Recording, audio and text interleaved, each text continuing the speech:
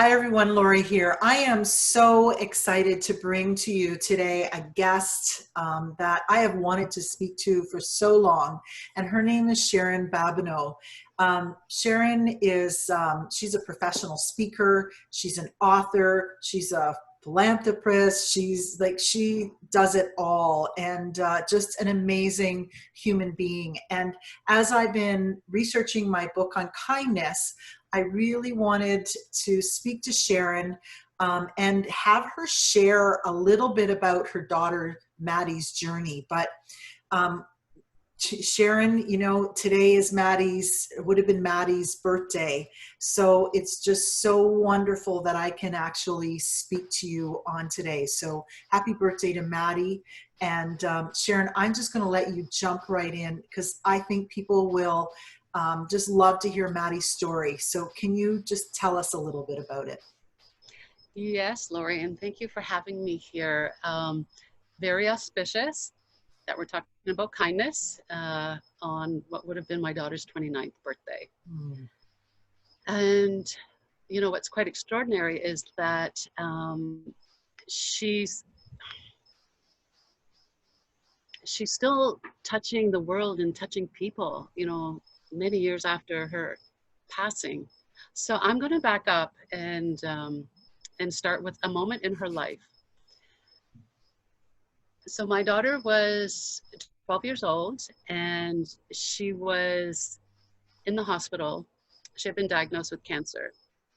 And, you know, that's such a, I mean, 12 is just that age, you know, to even just imagine, you know, a bit of a nightmare for us. I had lost my husband, her dad, 6 years earlier when she was 6 years old. And I thought that, you know, that one bad thing that would happen in my life had already happened with the passing of my husband. But here we are, 6 years after him dying, sitting in a hospital, my daughter, you know, full of tubes, having treatment for cancer. Her friends out playing in the beach and her, you know, stuck inside her little bald head. So this one day she's watching TV and, you know, like many of us, you know, flipping through all the channels, you know, we have 1,000 channels, but nothing really worth watching. But this day she saw the show about children starving in Africa. And in particular, it was this little boy, and he was 6 years old, same age as she was when she lost her father. He was orphaned. And I remember her turning to me and saying, "Oh, Mom, you know, that poor little boy, at least I have you." And he has nobody. He had no school. You know, the caption on the screen, orphaned, you know, no school, hungry. And it broke her little heart. And it broke it open in a way that it never closed.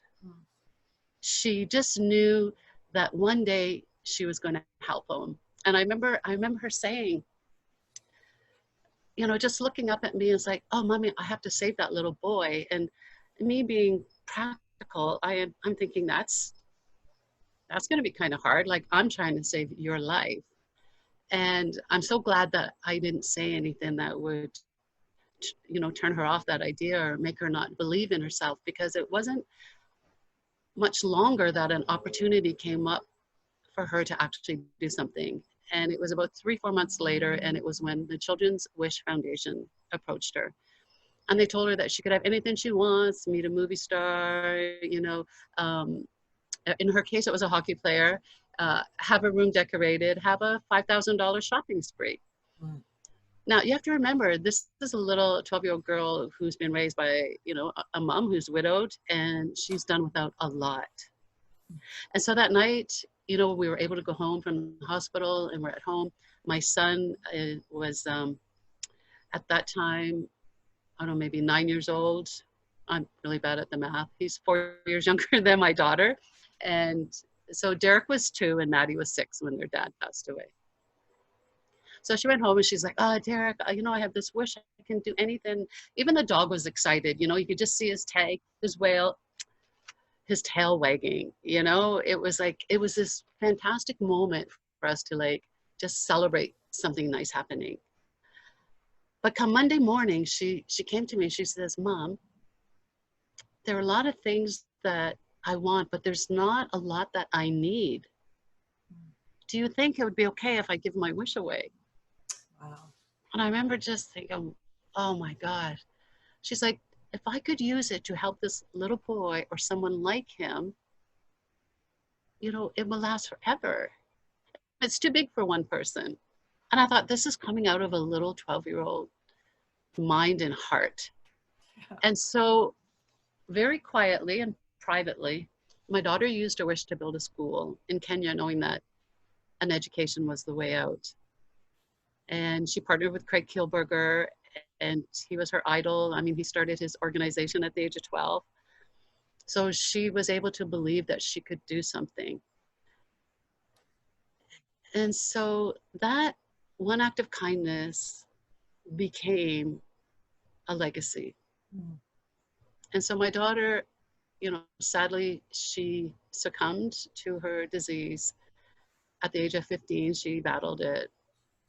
She was extraordinary and, oh man, so brave. You know, she battled for 3 years, but her body just became much too weak, but not her heart. And so she was able to get some letters from the children. And that really inspired her, you know, that, you know, there was actually kids halfway around the world that were benefiting. And her dream was to go to Kenya to meet these kids. And I really like prayed that that would happen. And it didn't happen for her, but my son and I were able to go and to meet the lives that she changed and to start a not-for-profit and to inspire kids and to help build a maternity center and a hospital and something that's there forever. And it's so wonderful because the little girl decided she didn't need her wish. You know, it's just one person, you know, and I get letters all the time, and the ripple effect, I'm just saying these small acts of kindness that we do, the ripple effect goes on. It's just so broad and big, and we never know. Well, and Sharon, I mean, I just have to jump in, and you said something that was just, you know, profound, is that her wish is going to last forever. I mean, Maddie's not here, but her wish, her impact, that ripple effect will just last forever, will go on, and has changed lives. And I mean, you were given the gift that you were able to see that, right? You and your son, that was absolutely amazing. So just one kind act, what it can do. Mm-hmm. Wow. And the other thing that you said that is just, you know, a lesson for all of us is this little girl listened to that little voice inside, right? That little nudge at that time. How many of us just turn the TV off at that point and say, oh, I can't watch this. It's too sad. It's too whatever. And your daughter said no.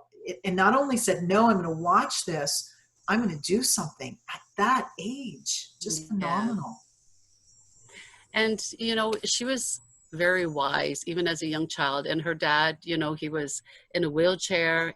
He was diagnosed with the terminal illness, ALS. He lived 9 years, not the 6 months, 2 years that the doctors gave us, actually. And so I think she had a lot of empathy growing up. She would feed him. She would fetch for him. She would read or pretend she could read, you know, hold the newspaper up. And so I think every time we have a tragedy, that just opens our heart to help somebody else. Like for me, any mother who's lost a child, like she's my sister. Yeah. You know, we're in this group, you know, that we don't want to be in, but we have to help each other. Yeah. I just want to show you a picture. Oh my gosh. The girl who gave her wish away. Isn't that amazing? And that's Maddie's beautiful smile right there. Yeah. Oh, I love it. Sharon, where can people get the book if they want to read more about the story? Well, definitely. I mean, I have some books, you know, through my email. I can give it to you, smbabineau@simpatico.ca. Amazon carries it, I believe, also. Okay. Yeah, my Okay. publisher is in the US, but yeah. So I'm going to post it below. I'll absolutely Okay. post it so people can get that. But you know, one of the other things that I want to just talk about. So you know, Maddie's legacy just lives on and on. But she also made a huge impact on you, or what you've gone through. And you and I had a brief moment around what you learned about kindness for yourself. Can you share us a little bit about that, just so others can hear Yeah, from you? sure. Um, well, I'm a soldier, so 20 years in the Army, and you know, we're taught to fight and not surrender. So one of the things about the military is you got your armor on all the time. So what happens when your heart's broken? What's happening when your child dies in your arms, right? And what happens when you're like fighting the whole world? And so, you know, when my daughter relapsed, I basically went to war on cancer and tried to find a cure that didn't exist. And then I would beat myself up for not being able to do that. And my daughter, before she passed away, she sat me down and told me that she was okay. Imagine at 15, I'm okay, Mom. Don't worry about me. I'm worried about you. I want you to be happy. And promise me. And I remember her actually making me promise her. And I was so angry. Like, it just seemed like, get out of bed and be happy. Are you kidding me? And I made that promise not believing I could keep it. And so, you know, a couple of weeks after she passed away, one day my son came out and he said, you know, is it okay if I go play? And this, yeah, so he's 11 when she passed away. And I said, yeah, of course, why not, honey? Go play. And he's like, but Mom, you're so sad. I don't want to leave you alone. And I was like, oh, that's what she meant. I'm coloring his world. He's seeing the world through my eyes, and he sees sadness and failure. And so that day I sent him out to play, and I shut that door behind me. And for the first time, this soldier surrendered on her knees, pulled out every arrow, and just said, I have to forgive myself. I cannot take on the weight of the world and the weight of the disappointment in myself, the everything. It just, I couldn't do that and fulfill that promise to my daughter. And one of the most beneficial, I don't know if you call it an exercise that you could do, or an opening of my heart, was to learn to be kind to myself again, and show self-compassion. And just imagine, I would imagine what it would look like with a mom. I would imagine another mom sitting in front of me who's lost her husband, who's lost her daughter, who's lost her job, who's lost everything. How would I feel towards her, and what would I do? And I would just send her like love and kindness and prayers. So I started literally doing it to this other person. And over time I could bring that person in, and then I allowed that person to actually be me, and give myself some loving kindness and compassion. And it just made me overall more compassionate to everyone in my life. You know, it's a superpower, self-compassion. It absolutely is. And you know, it just the thinking and those thoughts, whether you're sending it to someone else, but I love that, you know, you had to start, because isn't it so much easier to do that for someone else and not Yeah. ourselves? And yet that was your pathway to bringing the love and compassion for you. So I love that exercise. If you can't do it for yourself, do it for someone else. And then over time, it does end up coming back to you, right, Sharon? Yeah, absolutely. Yeah, that's beautiful.